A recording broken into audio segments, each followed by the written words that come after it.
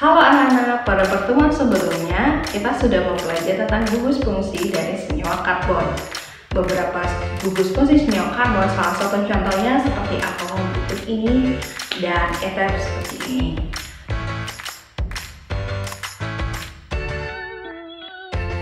Nah, alkohol yang sering kita gunakan di dalam kehidupan sehari-hari, yang paling sering kita temukan di hand sanitizer dan sebagai antiseptik yang sering dijual di apotek, itu adalah etanol yang digunakan. Nah, bagaimana cara penamaan dari senyawa karbon untuk alkohol dan eter akan kita simak seperti penjelasan berikut ini. Alkohol adalah dari alkana yang diberi aliran ol, jadi namanya alkanol. Jadi misalkan alkananya adalah metana, jadi A-nya kita hilangkan jadi namanya metanol. Beberapa nama alkohol untuk jumlah C yang seperti ada di alkana adalah seperti itu. Jika C-nya 1 adalah metanol, C-nya 2 adalah etanol. Nah, bagaimana memberikan nama jika dia memiliki cabang atau letak dari gugus fungsi dari alkoholnya? Mari kita simak penjelasannya.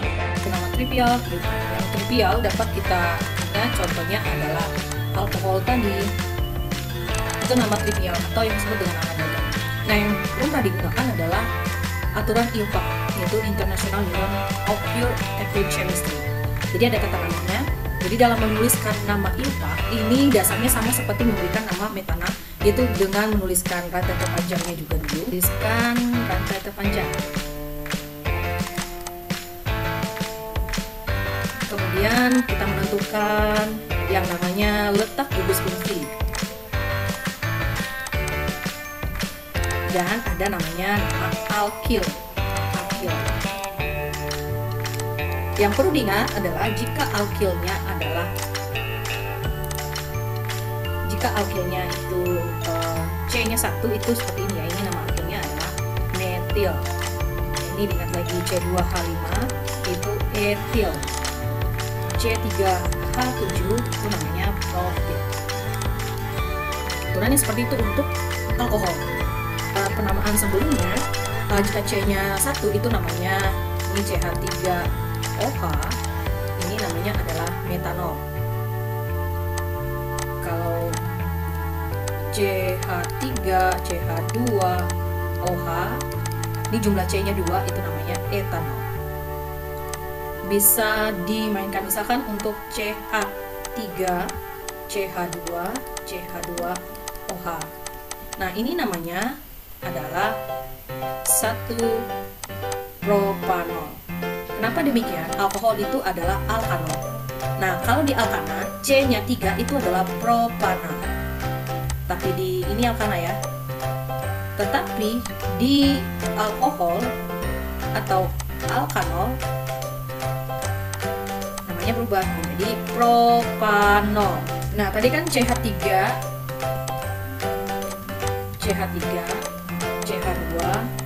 CH2OH, ini namanya 1 propanol. Namanya seperti itu, propanol ya. Kemudian kalau kita ubah posisinya di penukaran bagaimana? 1, 2, 3.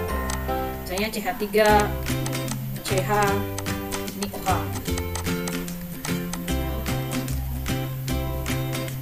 Kita beri nama 1, 2, 3. Namanya adalah letak dari gugus fungsinya nomor 2. Kemudian baru disebutkan rantai terpanjangnya karena C-nya 3 namanya adalah propana, kalau di alkohol adalah propanol. Bagaimana kalau misalkan ada cabang? Ya, jika ada cabang, misalnya seperti ini, penamaannya tidak terlalu berbeda. Misalkan rumus strukturnya seperti ini. Nah, kita berikan penomoran dulu kalau dia ada cabang dan letak gugus fungsinya di nomor berikutnya. Ini nomor 1, 2, 3. Nah, berarti cabangnya di nomor 2 yang ini cabangnya.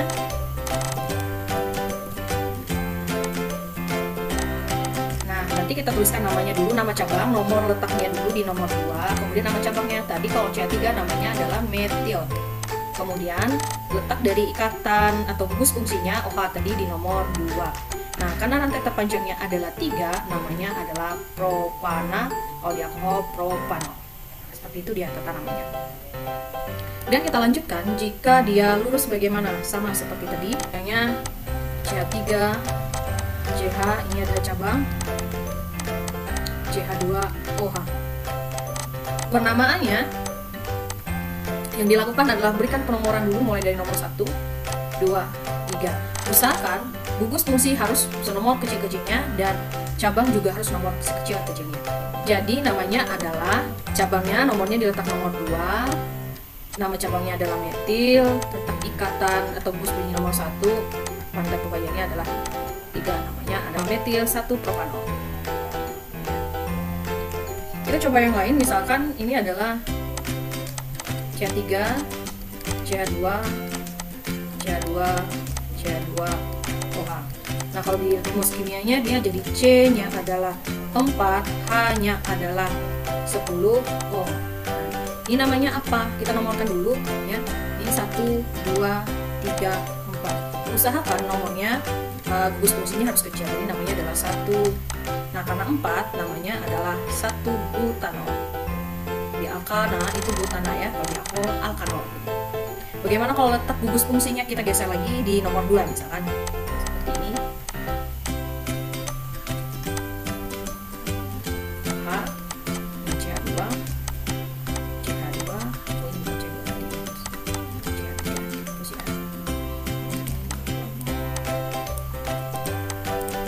jadi namanya nanti adalah si nomor dulu letaknya di nomor 2. Adalah 2 butanol. Nah, namanya seperti ini adalah isomer. Nah, kita coba lanjutkan, jika ada cabang bagaimana? Kalau ada 2 buah cabang, misalnya seperti ini.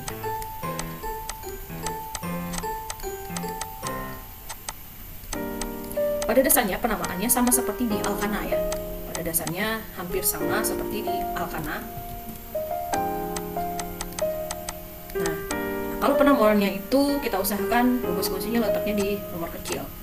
Nah, jadi yang di luar dari ini yang lurus ini adalah rantai terpanjang.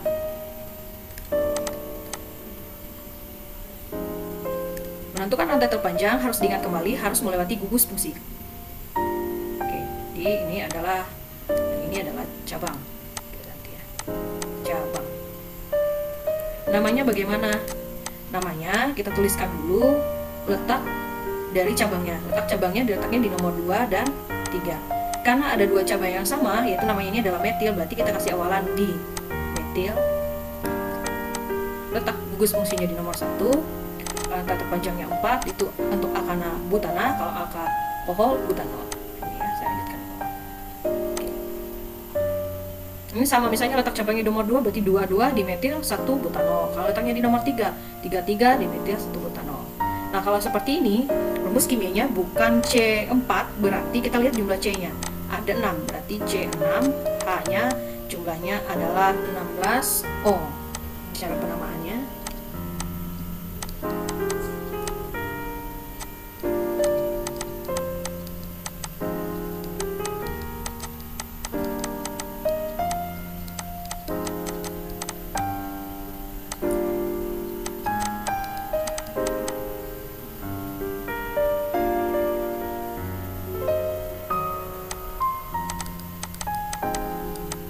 Nah, kita kasih di sini cabangnya, jadi kita hapus dulu.